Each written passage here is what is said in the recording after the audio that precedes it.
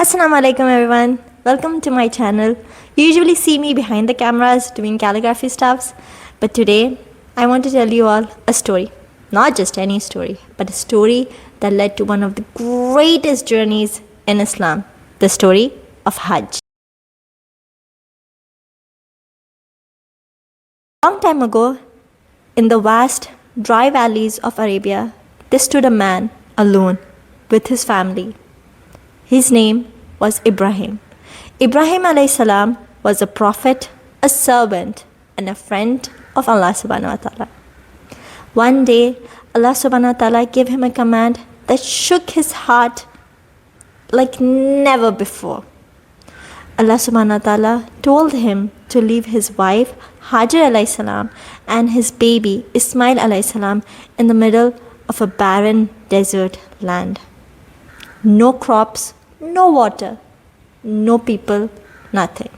Just heat, sand, and silence. Ibrahim alayhi salam walked them to that valley, which now we know it as Makkah, and he began to leave.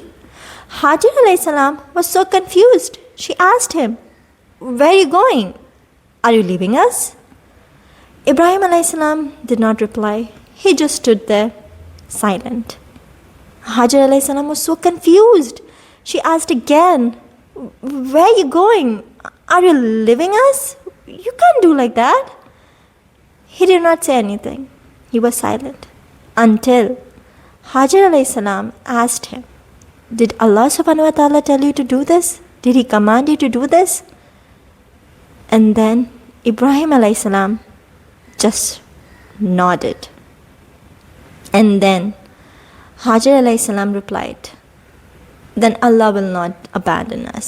Allah subhanahu wa ta'ala will not abandon us." Subhan Allah, that was her faith. That was her iman, so strong. Soon, Ismail alayhi salam started crying due to thirst.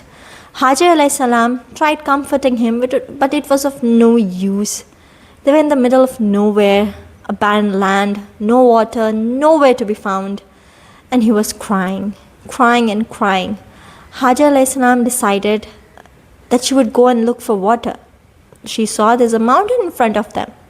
So she ran to the mountain, climbed up, and tried seeing whether there's some water. She could find some water because Ismail alayhi salam is crying. She needs to find some water.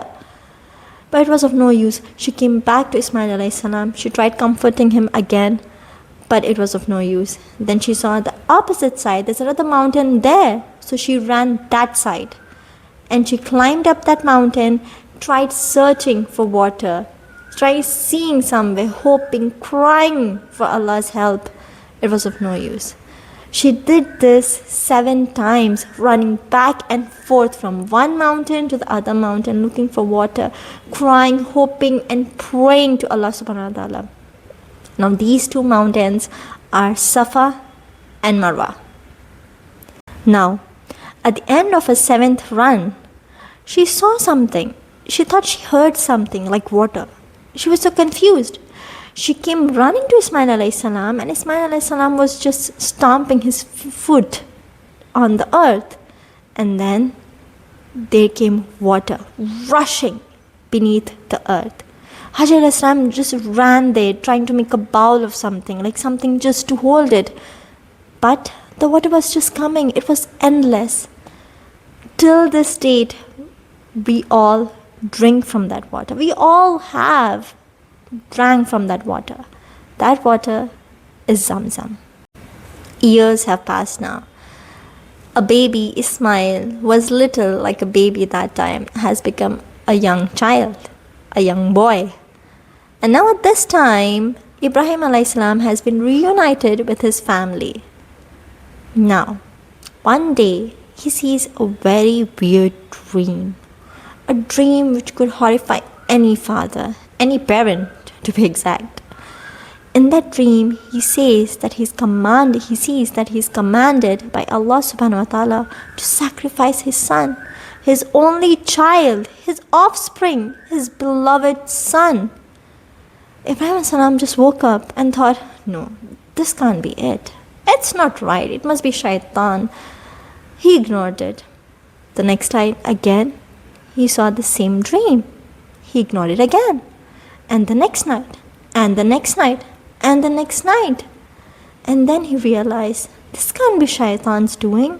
This is Allah subhanahu wa ta'ala. He's giving me a command. I need to follow it. I need to do this command. The dream which was coming again and again clarified his confusion that this is a command from Allah subhanahu wa ta'ala. But he was terrified. This is his beloved child, his only child, his son we are talking about here. But he does it. He went to Ismail alayhi salam, he dressed him up very nicely, and then he told him, I got a dream, son, and this is what I saw in my dream, and I have to do it. Ismail alayhi salam was a young child, okay? He was really small, I guess so. He must be young at that age. The reply which he gave to his father, Subhan Allah. He said, sure, father, if this is what you have to do, if this is what Allah subhanahu wa ta'ala has commanded you to do, sure, sacrifice me, I'll be steadfast. Listening to this, Ibrahim alayhi salam was happy, I would say, or a bit satisfied, I would say. He took him before they are going to the place where they are supposed to sacrifice. Ismail alayhi salam tells him to take some rope and a blindfold. Ibrahim alayhi salam was confused about the blindfold, like why should I take it? But he just takes in case, and of course a knife. They go to a town outside Makkah. That town is Mina. And they went there, and now they're going to a place where supposedly the sacrifice should be done. They're going and they meet up with Shaitan or his whispers. And the Shaitan is telling them, you don't have to do this. Your God did not tell you to do this. You're doing something wrong. Don't do it. Stop it. He's your son. And Ibrahim alayhi salam and Ismail alayhi salam looked down. They tried to search some stones, pebbles, and they threw at him. And he vanishes. They go further. And again the same thing happens. They find some stones and they threw at him. And then they go a bit more further. And the same thing happens.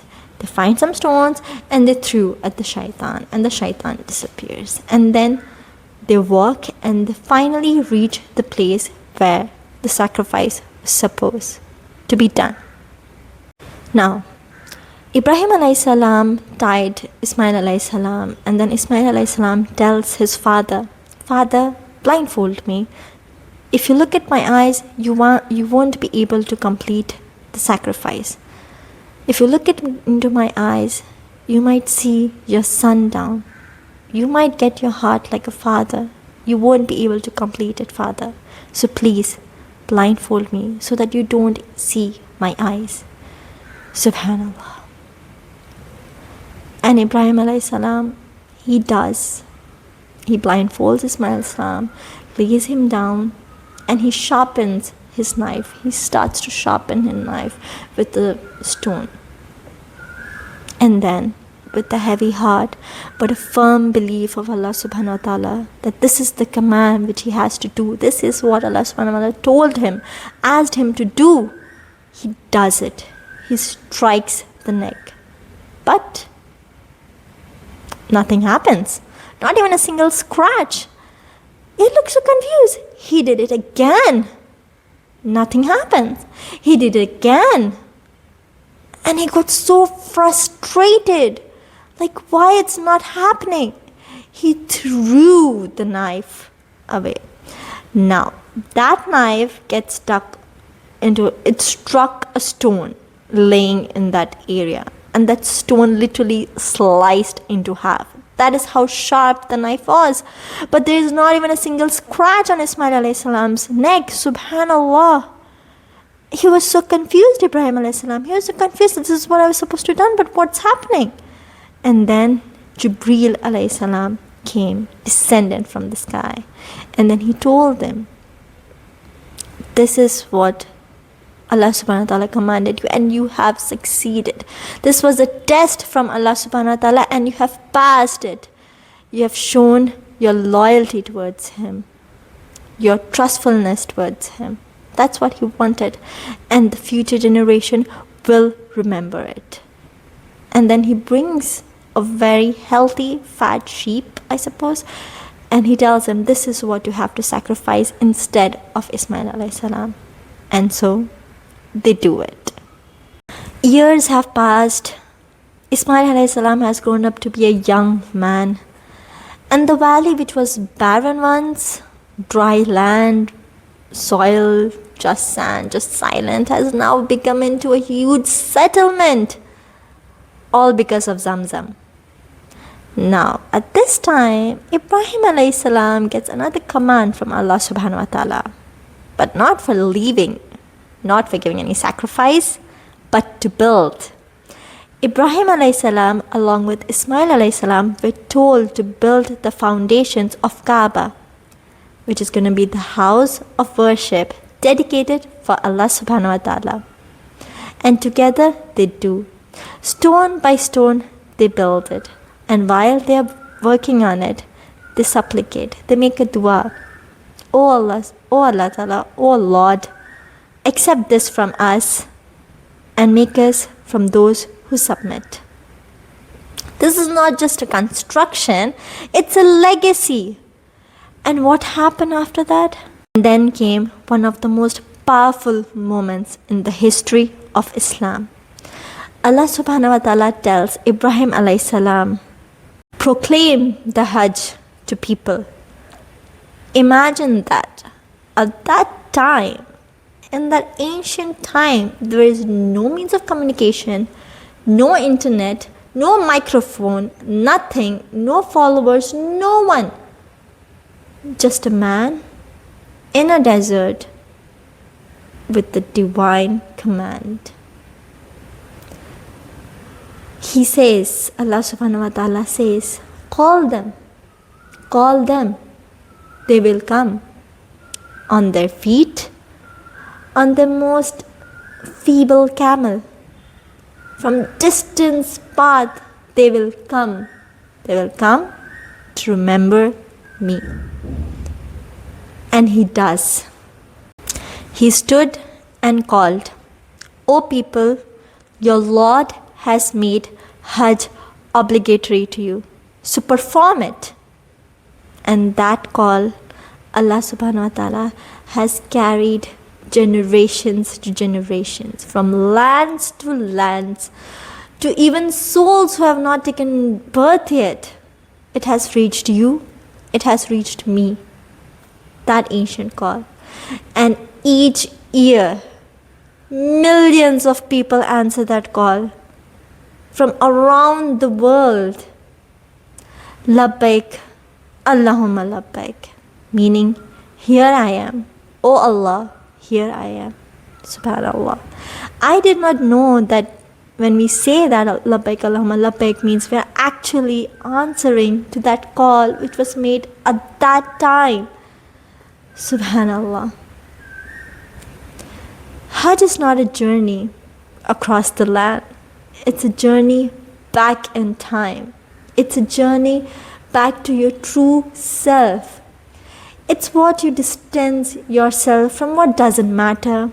It's just about you and Allah subhanahu wa ta'ala. That's the power of Hajj, and that's the story behind it.